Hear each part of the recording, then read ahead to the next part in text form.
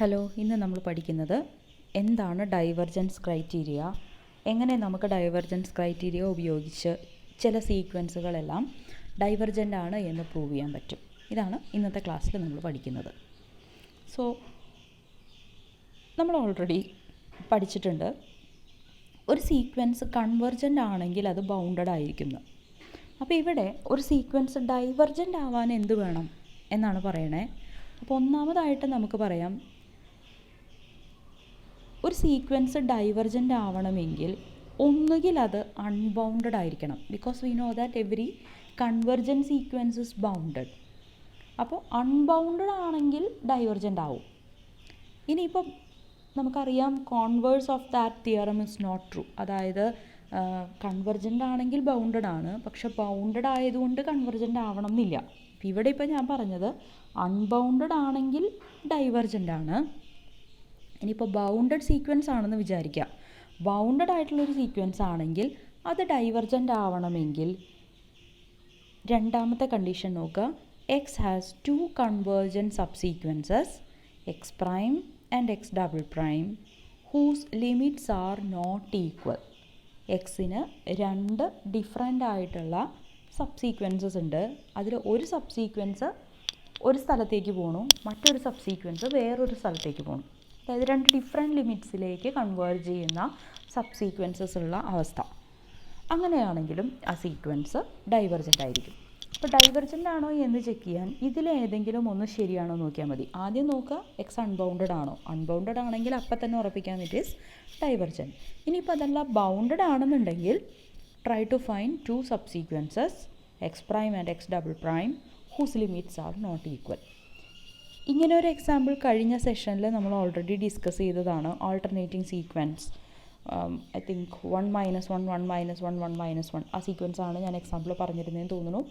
So ഇതിൻ്റെ odd positions മാത്രം എടുത്തു കഴിഞ്ഞാൽ it is constant sequence 1, it converges to 1. ഇനി ഈവൻ പൊസിഷൻസ് മാത്രം എടുത്തു കഴിഞ്ഞാൽ it is constant sequence -1 and it will converge to -1.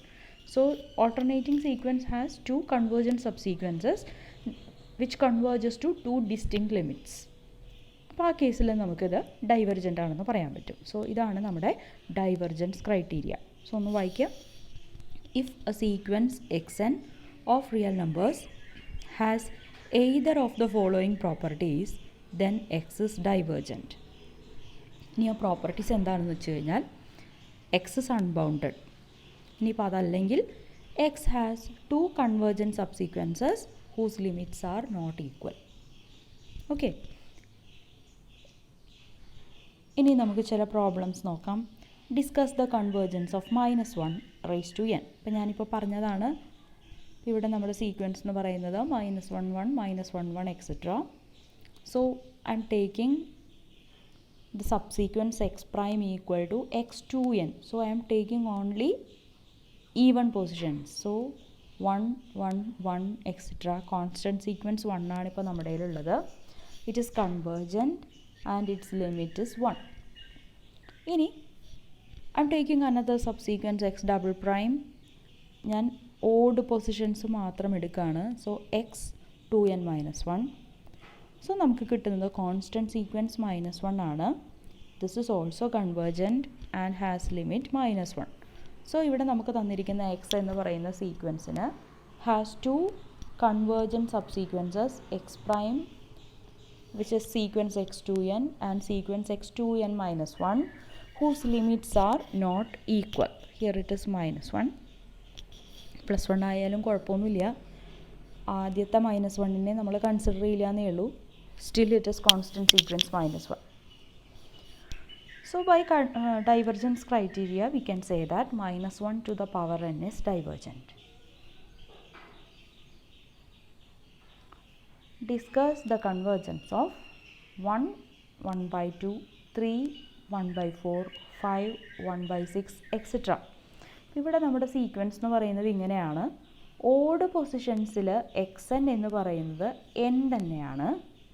Even പൊസിഷൻസിൽ X N എന്ന് പറയുന്നത് 1/n ആണ്. അപ്പോൾ സെക്കൻഡ് പൊസിഷനിൽ 1/2, ഫോർത്ത് പൊസിഷനിൽ 1/4. So if n is even nth പൊസിഷനിലുള്ളത് 1/n ആണ്. ഇതാണ് നമുക്ക് കണ്ടാൽ തന്നെ അറിയാം ഇതൊരു അൺബൗണ്ടഡ് സീക്വൻസ് ആണ്. ബിക്കോസ് നമ്മളിവിടെ ഓഡ് പൊസിഷൻസ് മാത്രം നോക്കിയാൽ തന്നെ 1, 3, 5, 7, 9 എക്സെട്ര എന്ന് പറഞ്ഞ് പോവാണ്. So this is an unbounded sequence. Unbounded sequence ആയതുകൊണ്ട് ഇത് ഡൈവർജൻസ് ക്രൈറ്റീരിയ പ്രകാരം ഡൈവർജൻ്റ് ആണ്.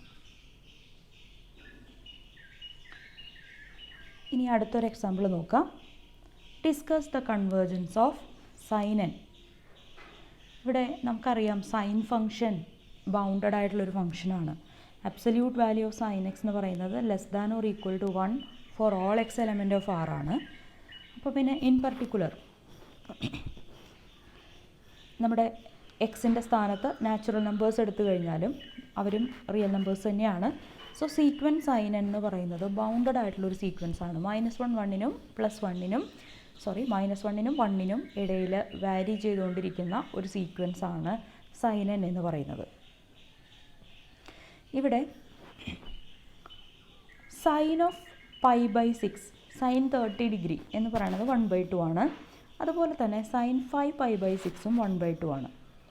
ഇനി π/6 തുടങ്ങി 5π/6 വരെയുള്ള റീജിയനിൽ സൈൻ എക്സ് എന്ന് പറയുന്നത് സ്ട്രിക്ട്ലി ഗ്രേറ്റർ ദാൻ 1/2 ആയിരിക്കും. നമുക്ക് ഗ്രാഫ് നോക്കാം. സൈൻ എക്സിൻ്റെ ഗ്രാഫാണിത്. ഇതിൽ ഞാൻ എ എന്ന് മാർക്ക് ചെയ്തിരിക്കുന്നത് π/6 ആണ്. So this is π/6. ഈ ബി എന്ന് പറയുന്നത് 5π/6 ആണ്. Now this is the line y equal to 1/2. അതായത് 1/2 ഹൈറ്റിലാണ് ഞാൻ ഈ ലൈൻ വരച്ചിരിക്കുന്നത്. സോ എയിൽ സൈനിൻ്റെ വാല്യൂ 1/2 ആണ്, ബിയിലും 1/2 ആണ്. π/6നും 5π/6നും ഇടയിലുള്ള ഈ റീജിയൻ നോക്കുക.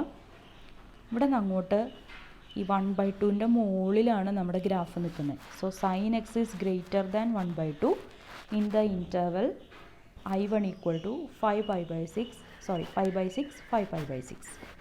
ഓക്കെ. ഇനി ഈ ഇൻ്റർവെല്ലിൻ്റെ ലെങ്ത്ത് എന്ന് പറയുന്നത് എന്തായിരിക്കും?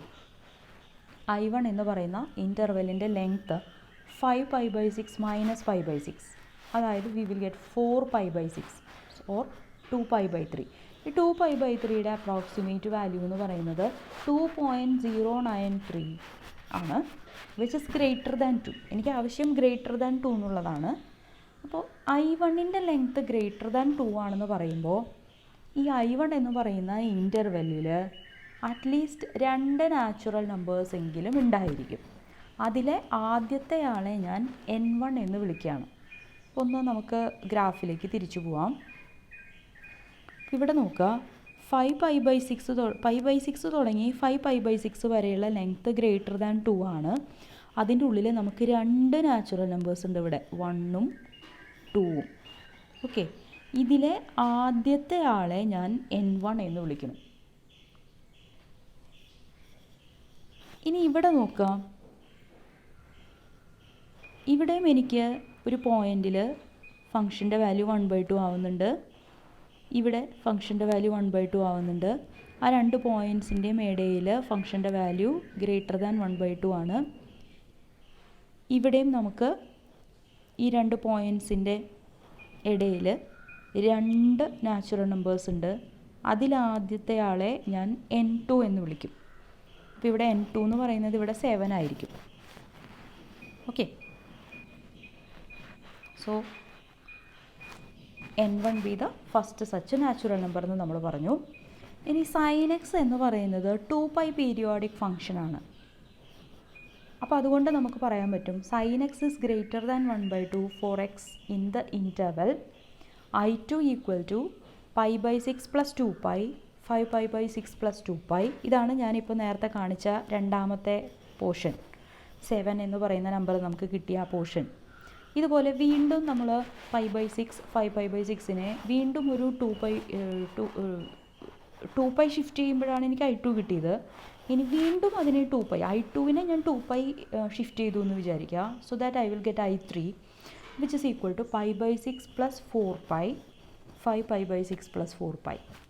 ഇങ്ങനെയുള്ള എല്ലാ ഇൻ്റർവെൽസിലും I will get the value of sine X is greater than 1/2 എന്ന് പറയാൻ പറ്റും.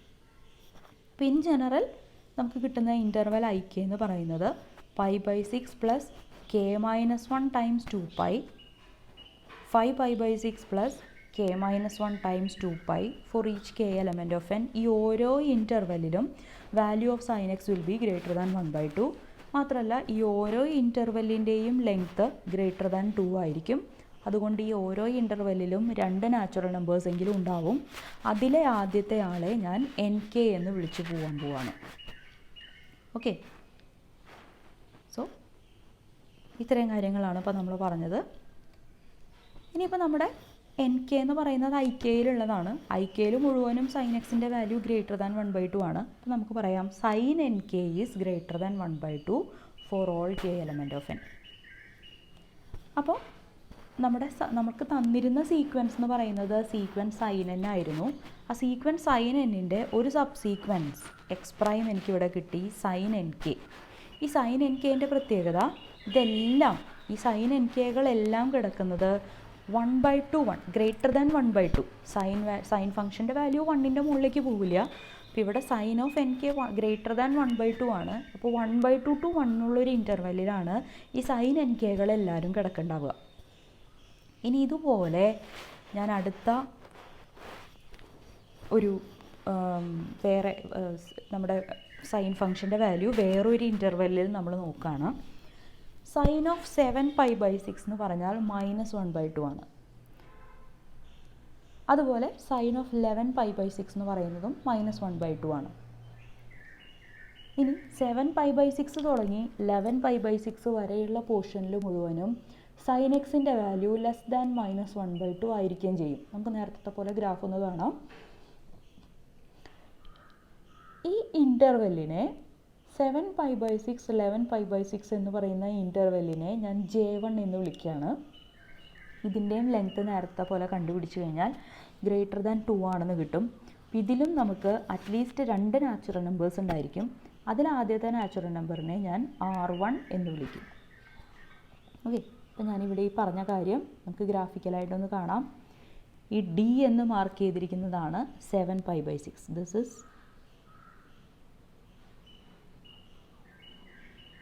This point is 7π/6. ഇത് ഈ 11π/6. ഇവിടെ ഞാൻ വരച്ചിരിക്കുന്നത് -1/2 എന്നുള്ള ലൈനാണ്. y is equal to -1/2. So 7π/6 ഫംഗ്ഷൻ്റെ വാല്യൂ -1/2 ആണ്. 11π/6 ഫംഗ്ഷൻ്റെ വാല്യൂ -1/2 ആണ്. 7π/6 തുടങ്ങി 11π/6 വരെയുള്ള പോർഷനിലെല്ലാം ഫംഗ്ഷൻ ഉള്ളത് 1/2ൻ്റെ താഴെയാണ്. അതായത് sine X is less than 1/2ൻ്റെ താഴെയല്ല, -1/2ൻ്റെ താഴെ. So sine X is less than -1/2 in this portion. ഇനി ഇതിൽ ലെങ്ത്ത് ഗ്രേറ്റർ ദാൻ 2 ആയതുകൊണ്ട് 2 നാച്ചുറൽ നമ്പേഴ്സ് എങ്കിലും ഉണ്ടായിരിക്കും. ഇപ്പോൾ ഇവിടെ J1 നോക്കുക. ഇവിടെ നമുക്കൊരു 2 നാച്ചുറൽ നമ്പേഴ്സ് ഉണ്ട്, 4ഉം 5ഉം. അതിൽ ആദ്യത്തെ ആളെയാണ് ഞാൻ R1 എന്ന് വിളിച്ചത്. So this is my R1. വീണ്ടും നമ്മൾ ഫസ്റ്റ് കേസിൽ പറഞ്ഞ പോലെ തന്നെ സൈൻ ഫംഗ്ഷൻ 2π പീരിയോഡിക് ആണ്. അപ്പോൾ അതുകൊണ്ട് ഇതേ കാര്യങ്ങൾ തന്നെ will repeat in every JK. And JK is defined as 7π/6 plus k-1 into 2π plus up to 11π/6 plus k-1 into 2π. ഈ എല്ലാ JKകളിലും ഇത് തന്നെ റിപ്പീറ്റ് ചെയ്തുകൊണ്ടിരിക്കും. ഓരോ JKയ്ക്കും ലെങ്ത്ത് ഗ്രേറ്റർ ദാൻ 2 ആയിരിക്കും. അപ്പോൾ അതിൽ 2 നാച്ചുറൽ നമ്പേഴ്സ് എങ്കിലും ഉണ്ടാവും. അതിൽ ആദ്യത്തെ ആളെ നമ്മൾ RK എന്ന് വിളിച്ചു പോവുകയാണ്. So we will get another subsequence x" which is equal to sin of RK. സൈനിൻ്റെ വേറെ ഒരു സബ്സീക്വൻസ് ആണിത്. ഇതിലെ ഓരോ RKയും ഞാൻ ചൂസ് ചെയ്തിരിക്കുന്നത് JKയിൽ നിന്നാണ്. JKയിൽ മുഴുവനും സൈൻ ഫംഗ്ഷൻ്റെ വാല്യൂ ലെസ് ദാൻ -1/2 ആണ്. അപ്പോൾ സൈൻ ഓഫ് RKകളെല്ലാം ലെസ് ദാൻ -1/2 ആയിരിക്കും. അതായത് ഈ സൈൻ RKകളെല്ലാം -1 to -1/2 എന്ന് പറയുന്ന ഭാഗത്തായിരിക്കും ഉണ്ടാവുക. ഇവിടെ നോക്കുക, നമ്മൾ നേരത്തെ പറഞ്ഞു സൈൻ NKകളെല്ലാം -1/2 to 1 എന്നുള്ള പോർഷനിലാണ്. സൈൻ RKകളെല്ലാം -1/2 to -1 to -1/2 എന്നുള്ള പൊസിഷനിലാണുള്ളത്. അപ്പോൾ അതുകൊണ്ട് ഞാൻ ഏത് എക്സ് ആർബിട്രറി ആയിട്ട് എടുത്തു കഴിഞ്ഞാലും ഒന്നുകിൽ ഈ എക്സ് എന്ന് പറയുന്ന നമ്പറിൻ്റെ ഏത് 1/2 നെയ്ബർഹുഡ് ഞാൻ എടുത്താലും ഒന്നുകിൽ എക്സ് പ്രൈം അതിൻ്റെ പുറത്തായിരിക്കും, അല്ലെങ്കിൽ എക്സ് ഡബിൾ പ്രൈം അതിൻ്റെ പുറത്തായിരിക്കും. കാരണം എക്സ് പ്രൈമിലുള്ള ആൾക്കാരും എക്സ് ഡബിൾ പ്രൈമിലുള്ള ആൾക്കാരും തമ്മിൽ 1 ഡിസ്റ്റൻസിലാണുള്ളത്. എക്സ് പ്രൈമിലുള്ളവരെല്ലാം 1/2ൻ്റെ മുകളിൽ, എക്സ് ഡബിൾ പ്രൈമിലുള്ളവരെല്ലാം -1/2ൻ്റെ താഴെ. അപ്പോൾ അതുകൊണ്ട് നമ്മൾ ഏത് എക്സ് എടുത്താലും അതിൻ്റെ 1/2 നെയ്ബർഹുഡിൽ ഒന്നുകിൽ ഈ 2 സബ്സീക്വൻസിലുള്ള ആൾക്കാരും ഉണ്ടാവില്ല, അതല്ലെങ്കിൽ എക്സ് പ്രൈമിലുള്ള ആൾക്കാരുണ്ടെങ്കിൽ എക്സ് ഡബിൾ പ്രൈമിലുള്ളവരുണ്ടാവില്ല, എക്സ് ഡബിൾ പ്രൈമിലുള്ളവരുണ്ടെങ്കിൽ എക്സ് പ്രൈമിലുള്ളവരുണ്ടാവില്ല. അപ്പോൾ പിന്നെ എക്സിന് sin n എന്ന് പറയുന്ന സീക്വൻസിൻ്റെ ലിമിറ്റ് ആവാൻ പറ്റില്ല. ഇനി ആരാണ് എക്സ് എന്ന് പറയുന്നത്? ആരോ, ഏത് എക്സ് എടുത്താലും ഇത് തന്നെയാണ് സ്ഥിതി. അതായത് sin n എന്ന് പറയുന്നതിന് ലിമിറ്റ് ഉണ്ടാവാൻ പറ്റില്ല. So sin n is divergent. വളരെ പ്രധാനപ്പെട്ട ചില തിയറങ്ങളും ആയിട്ട് നമുക്ക് അടുത്ത സെഷനിൽ വീണ്ടും കാണാം.